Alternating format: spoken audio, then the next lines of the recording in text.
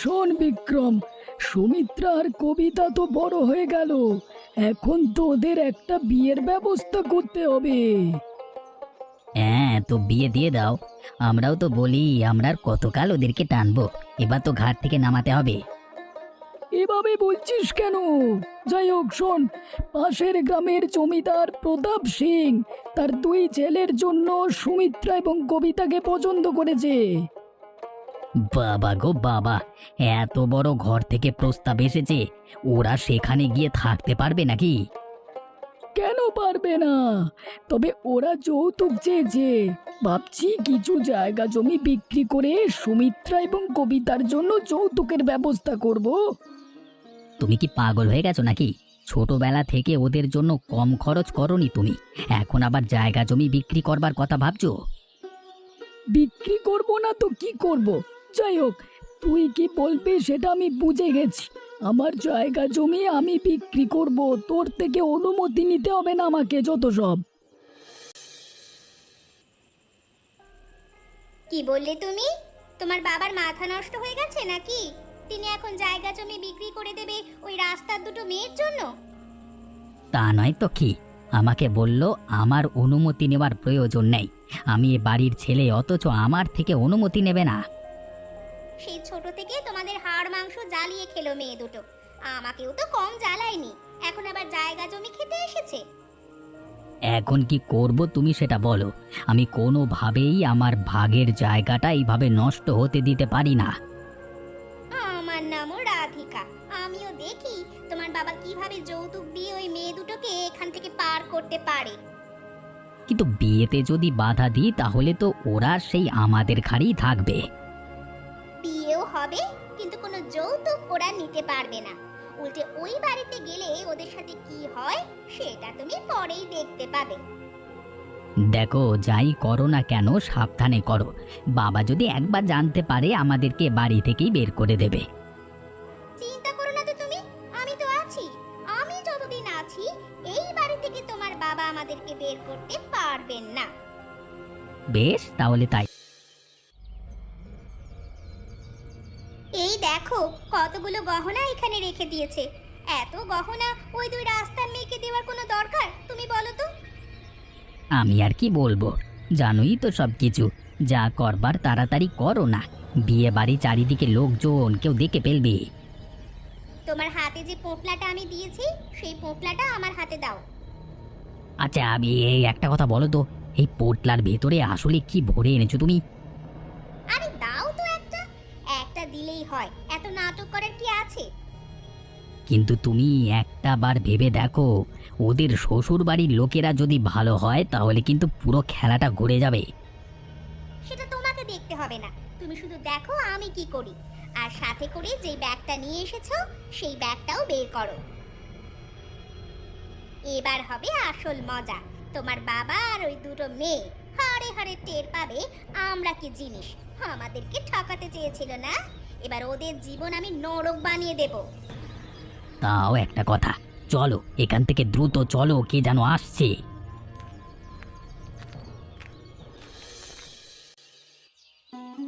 মামা, মামা তুমি আমাদের সাথে যাবে না? ও মামা, আমরা ওই বাড়িতে একা গিয়ে কিভাবে থাকবো? বিয়ের পর সবাইকেই তো শ্বশুর বাড়িতে যেতে হয়। আর তোরা একা কোথায়? তোরা দুজনে তো এক বাড়িতেই যাচ্ছিস। কিন্তু আমাদের খুব ভয় করছে মামা, তুমি আমাদের সাথে চলো না।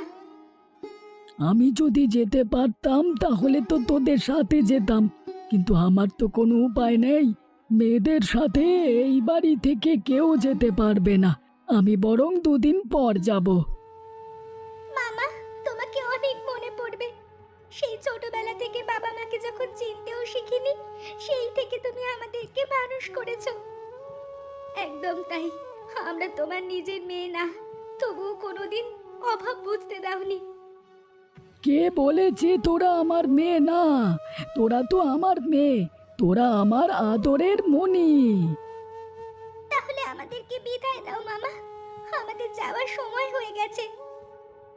বিদায় তো দিতেই হবে। এই বিদায়ের মুহূর্তটা এত কঠিন।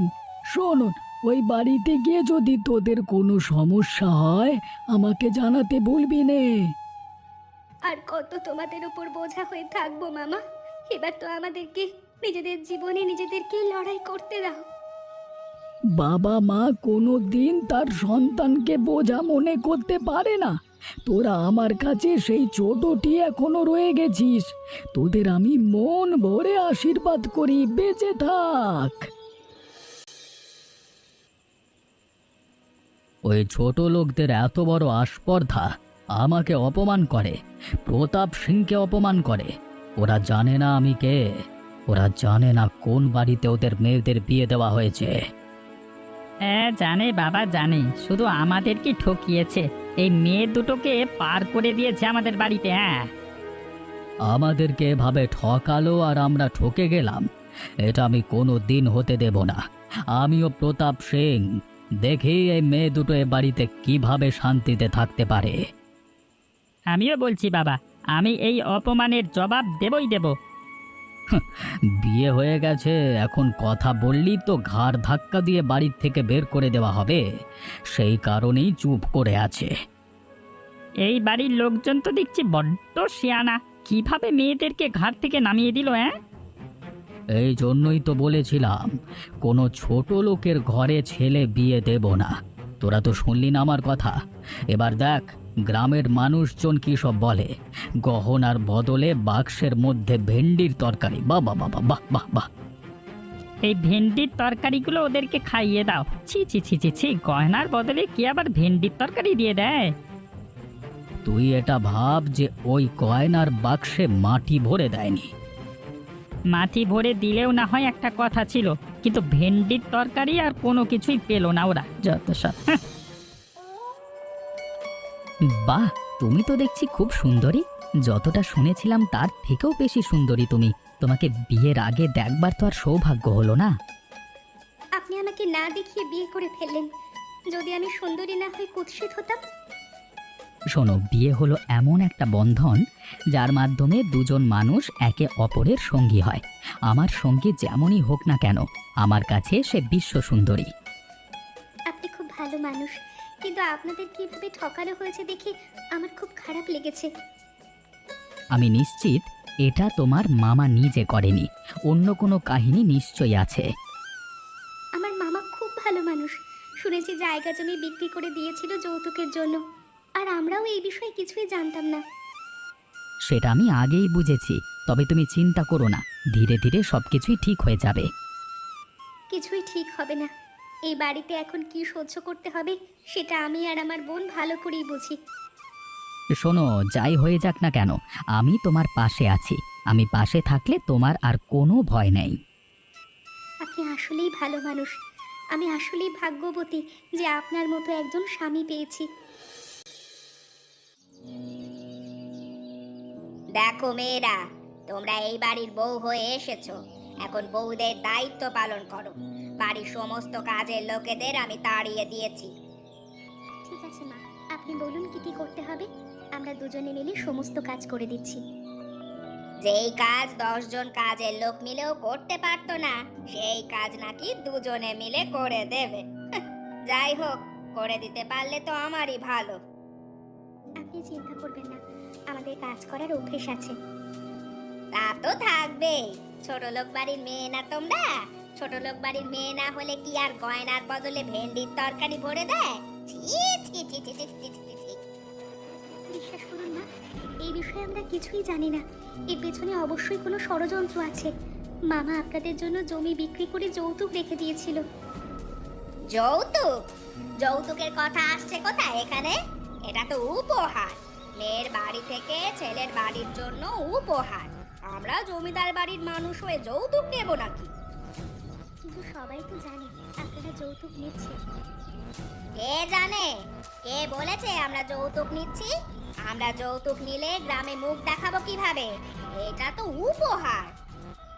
যৌতুক হোক বা উপহার, মামা এমন ঘৃণ্য একটা কাজ করেনি। সেটা তোমাদের ব্যাপার। এখন আজকে থেকে এই বাড়ির সমস্ত কাজ তোমরা দুজনে করবে। আমি কোনোদিন কোনো বাহানা শুনতে চাই না।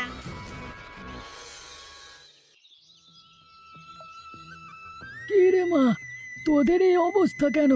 তোরা তো দেখছি কাজ করতে করতে ক্লান্ত হয়ে গেছিস। মামা, মামা তুমি এসেছো? তোমার জন্যই তো অপেক্ষা করে বসে আছি। মামা, আমাদের সাথে এমন কেন করলে তুমি? কেন রে, কি হয়েছে? আমি আবার কি করলাম? আমি তো কিছু করিনি। তুমি কিছুই করনি মামা? তাহলে ওই গয়নার বদলে ভেন্ডির তরকারি কে দিয়েছিল? কি সব বলছিস? আমার মাথায় তো কিছুই ঢুকছে না। কোথায় কে ভেন্ডির তরকারি রেখে দিয়েছে? এখানে ভেন্ডির তরকারি এলো কোত্থেকে? আমাদেরও তো সেই একই কথা। এখানে যখন এলাম তখন গয়নার বাক্সে গয়নার বদলে ভেন্ডির তরকারি পাওয়া গেছে, কোনো গয়না পাওয়া যায়নি। কি বলছিস তুই? আমি তো সেই গয়নার বাক্সে নগদ টাকা আর গয়না রেখে দিয়েছিলাম, তাও আবার আমার জমি বিক্রি করে। না মামা, কিছুই পাওয়া যায়নি। সেই থেকে আমাদেরকে অপমান সহ্য করতে হচ্ছে। আর যা সহ্য করতে হচ্ছে তা তো তুমি দেখতেই পাচ্ছ। আমি সব বুঝতে পেরেছি, সব। তোরা চিন্তা করিস না, তোদেরকে আমি এই অবস্থায় ফেলে দেব না। আমি যাচ্ছি, আমি শীঘ্রই ফিরে আসব তোদেরকে এই অবস্থা থেকে মুক্তি দিতে। বিক্রম, বিক্রম, কোথায় গেলি তুই? এই অত ছাড়া জানোয়ারটা, কোথায় গেলি রে? তোকে আমি এই শিক্ষা দিয়েছি। কি হলো বাবা, তুমি এত চিৎকার করছো কেন? কি হয়েছে? সত্যি করে বল, সেই গয়না আর টাকাগুলো কোথায়? আমি সেই গয়না আর নগদ টাকা এখনই চাই, এখনই বের করে দে। কি বলছো তুমি? কোথাকার গহনা, কোথাকার টাকা? আমরা তো কিছু বুঝতে পারছি না। কিছুই বুঝতে পারছিস না তাই না? আমি নিশ্চিত তোরা ছাড়া এই কাজ আর কেউ করতে পারে না। তোরাই এ কাজ করেছিস। বিশ্বাস করো বাবা, আমরা কিচ্ছু করিনি। আমরা এমন কেন করব? ওরা তো আমাদের বোন। কেমন বোন সেটা আমি ভালোভাবেই জানি। এখন তোরা বল, সেই গয়না আর টাকা ফেরত দিবি নাকি আমি তোদেরকে পুলিশের হাতে ধরিয়ে দেব? বাবা, আমি তোমার ছেলে, তুমি আমার বাবা হয়ে আমার সাথে এমন করবে? মাঝে মাঝে মনে হয় আমি তোমার আপন ছেলে নই, ওরাই তোমার আপন সন্তান। তোর মতো ছেলের বাবা হওয়ার থেকে নিঃসন্তান থাকা অনেক ভালো রে। যা, যা এখনই সেই টাকার গহনাগুলো নিয়ে আয়।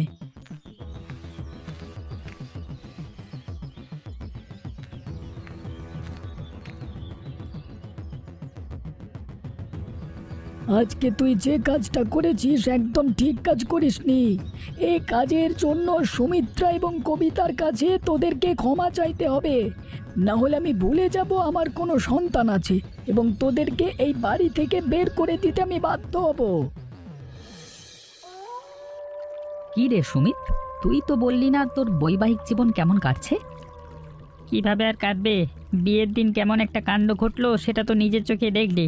এরপর আবার বউয়ের সাথে স্বাভাবিক থাকা যায় নাকি? হ্যাঁ, আরে তুই সেটাই বিশ্বাস করছিস যা লোকজন বলছে? ওরা এমন কাজ করেনি, সুমিত্রা আমার কাছে বলেছে। তোর বউকে তুই ভালোবাসতে পারিস, বিশ্বাস করতে পারিস, অন্ধবিশ্বাসও করতে পারিস, কিন্তু আমি সেটা করতে পারবো না।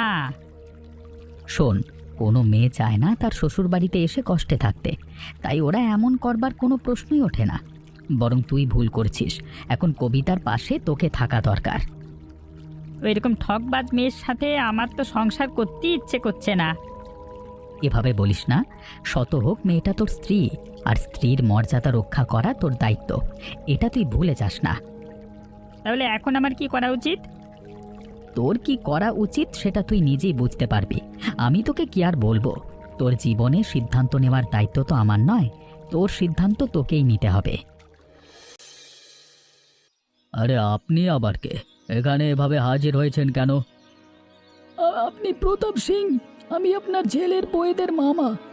যেই অনাকাঙ্ক্ষিত ঘটনা ঘটেছে সেটা ঘটিয়েছে আমার সুযোগ্য পুত্র, তাই আমি সেই গহনা এবং টাকা ফেরত দিতে এসেছি।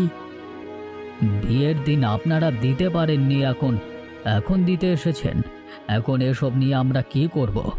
যা জানবার সেটা গ্রামবাসীরা জেনে গেছে। তাহলে এগুলো কি করব? নিয়ে যাব? নিয়েই যখন এসেছেন নিয়ে যেতে হবে না, রেগে যান? কিছু মনে না করলে আপনাকে একটা কথা জিজ্ঞেস করব? আপনাকে আমার বড্ড চেনা চেনা মনে হচ্ছে। আসলে মেয়েদের বিয়ের সময় আপনার সাথে তো আমার কথা হয়নি। যার তার সাথে আমি কথা বলি না। কোনোভাবে আপনার নাম ভানু নয় তো? আপনি আপনি আমার নাম জানলেন কিভাবে? তাহলে আমি ঠিকই ধরেছি। আমাকে চিনতে পেরেছেন? আমি হরিপ্রসাদ। অনেক বছর আগে মহেন্দ্র জমিদারের কথা মনে আছে তো আপনার? আপনি আপনি তাহলে সে হরিপ্রসাদ? হ্যাঁ হ্যাঁ, আপনাকে আমি চিনতে পেরেছি। আপনি তো মহেন্দ্রর মেয়ে দুটোকে নিয়ে গিয়েছিলেন। হ্যাঁ, আর এই সমস্ত জমিদারি আপনাকে আমি দিয়ে গিয়েছিলাম, কারণ মহেন্দ্র চেয়েছিল আপনি জমিদারির দায়িত্ব নেন। আমি আপনাকে চিনতে পেরেছি, সবকিছু মনে পড়েছে আমার। তাহলে সেই দুটো সেই মেয়ে দুটোই আমার বাড়ির বউ হয়ে এসেছে। ওরে ওরে, তোরা কে কোথায় আছিস? গিন্নি, তোমার মনে আছে সেই বহু বছর আগে আমাদেরকে যারা এ জমিদারির দায়িত্ব দিয়েছিলেন? হ্যাঁ মনে আছে তো, কেন, কি হয়েছে? এই যে মেয়ে দুটোকে দেখছো, এরা হলো সেই জমিদারের মেয়ে। আর এই হলো সেই হরিপ্রসাদ, যিনি মেয়ে দুটোকে নিয়ে গিয়েছিলেন।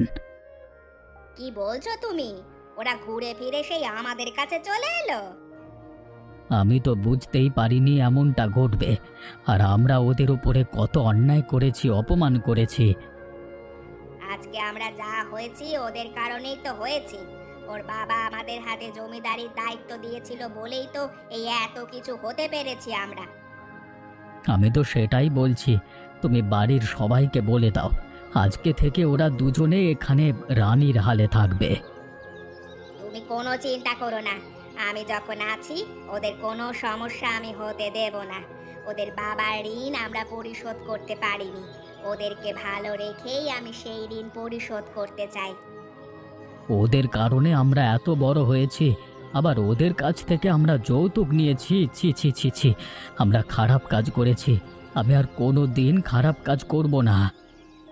তোমরা এখানে থাকো, হরিপ্রসাদ বাবুর খেয়াল রাখো, আমি ওদের কাছে যাচ্ছি। অন্যদিকে সুমিত নিজের ভুল বুঝতে পেরে কবিতার কাছে ক্ষমা চায়। আমাকে ক্ষমা করে দাও কবিতা, আমি না বুঝে তোমার সাথে অন্যায় করেছি, তোমাকে অপমান করেছি। আমার উচিত ছিল তোমার সাথে থাকা। এখন তুমি আমার কাছে ক্ষমা চাইতে এসেছো? যখন শুনেছো এই জমিদারি আসলে তোমাদের নয় আমাদের, তখন? আরে না না, তুমি আমাকে ভুল ভাবছো। আমি কয়েকদিন ধরে এই সিদ্ধান্তহীনতায় ভুগছিলাম, তোমার কাছে ক্ষমা চাইবো কি না? কেন, কেন তোমার এই সিদ্ধান্তহীনতা? তোমার কি উচিত ছিল না নিজের বউয়ের পাশে দাঁড়ানো? ছিল, সেই কারণেই তো তোমার কাছে আমি ক্ষমা চাইছি। অমিত আমাকে পুরোটাই বুঝিয়েছে। অমিত বোঝানোর পর আমি বুঝতে পেরেছি আমি কি ভুল করেছি। একটা মেয়ে তার শ্বশুরবাড়িতে এসে স্বামীকেই শুধু পাশে চায়। শ্বশুরবাড়ির সবাই যদি বিপক্ষে থাকে, স্বামী পাশে থাকলেও মেয়েটার শান্তি হয়। আর তুমি কি না আমাকে একা করে দিলে? না না, আমি তোমাকে একা করিনি। আমি আমার ভুল বুঝতে পেরেছি, আমাকে দয়া করে ক্ষমা করে দাও। বেশ, এত করে যখন ক্ষমা চাইছো, তোমাকে একটা সুযোগ আমি দিতেই পারি। তবে এর পরের বার অপমান করলে আমি কিন্তু সেই অপমান মেনে নেব না। আমি তোমাকে কথা দিচ্ছি, আমি আর কোনো দিন তোমাকে অপমান করব না। কেউ অপমান করলে তার বিরুদ্ধে যাব আমি। আমরা আমরা তোমাদের কাছে ক্ষমা চাইতে এসেছি, দয়া করে আমাদেরকে ক্ষমা করে দাও। ক্ষমা চাইতে এসেছো কেন? তোমরা তো ক্ষমা চাওয়ার মতো কিছু করনি। করেছি করেছি, বড় একটা অন্যায় করেছি। আমরাই তো ওই যৌতুকের গয়নার বদলে ভেন্ডির তরকারি দিয়েছিলাম। আচ্ছা একটা কথা বলো তো বৌদি, পৃথিবীতে এত কিছু থাকতে তোমরা ভেন্ডির তরকারি কেন দিলে? আসলে যখন এই কাজটা করছিলাম আশেপাশে কিছুই ছিল না, ছিল ওই ভেন্ডির তরকারি। তাই দ্রুত ভয়ে ভয়ে ভেন্ডির তরকারি ভরে দিয়েছি। মানে তোমরা চুরি করতে জানো, অথচ চুরি ঢাকতে জানো না। এখন আমাদেরকে ক্ষমা করে দাও ভাই। তোমরা যদি আমাদেরকে ক্ষমা না করো, তাহলে বাবা বলেছে আমাদেরকে বাড়ি থেকে বার করে দেবে। তাহলে কি তোমরা নিজেদের ভুল বুঝতে পারোনি? শুধুমাত্র ভয়ের কারণে এখানে ক্ষমা চাইতে এসেছো? না না, এমন কথা বলো না। আমরা নিজেদের ভুল বুঝতে পেরেছি, আমাদেরকে ক্ষমা করে দাও এবার। বেশ, তোমাদেরকে ক্ষমা করে দিলাম। তবে আগামীকাল এই বাড়িতে একটা ভোজ হবে, সেখানে তোমাদের নেমন্তন্ন রইল। তোমরা অবশ্যই আসবে। তোমাদের জন্য স্পেশালভাবে ভেন্ডির তরকারি রান্না করা হবে। এবার তোমরা আসতে পারো।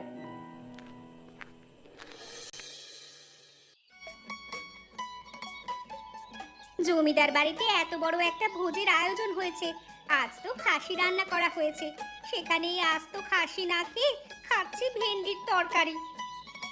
তোমার জন্যই তো। ওই গয়নার বাক্সে যদি একটু খাসির মাংস ভরে রাখতাম তাহলে আজকে খাসির মাংসই খেতে পারতাম, ভেন্ডির তরকারি খেতে হতো না। চুপ করো তুমি। আমি মনে হয় একাই কাজ করেছি, তুমিও তো করেছো। খাও এখন, ভালোভাবে খাও। জমিদারের বাড়ির ভোজ আর খাওয়া হবে না। কি আর করবার, বেশি লোভ করেছিলাম তো, তাই আম ছালা দুটোই চলে গেল। জীবনটা যে বেঁচে আছে আর এই ভোজে যে নেমন্তন্ন পেয়েছি এটাই অনেক কিছু। হে ওপরওয়ালা, এত বড় ভোজে গরিবেরাও খাসির মাংস খাচ্ছে, আর আমরা কিনা খাচ্ছি ভেন্ডির তরকারি। তুমি আমাদেরকে বাঁচাও। এমন মজার মজার গল্প দেখতে আমাদের চ্যানেলকে সাবস্ক্রাইব করতে ভুলবেন না।